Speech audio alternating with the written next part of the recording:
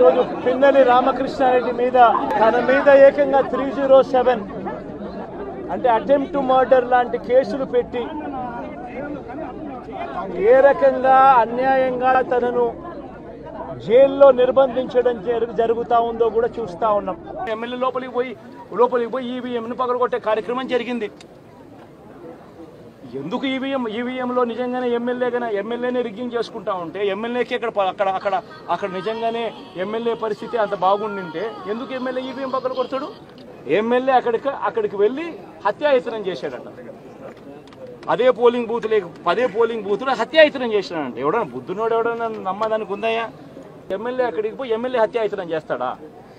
చెప్పడానికైనా హద్దు పొద్దు ఉండాలి కదా. ఆ మనిషి మంచోడు కాబట్టి గెలుస్తూ వచ్చాడు, ఆ మనిషి మంచోడు కాబట్టి ప్రజలు ఆశీర్వదిస్తూ వచ్చారు. అటువంటి వ్యక్తిని తీసుకొని వచ్చి తప్పుడు కేసులలో ఈ మాదిరిగా బిగించడం ఎంత మటుకు ధర్మం?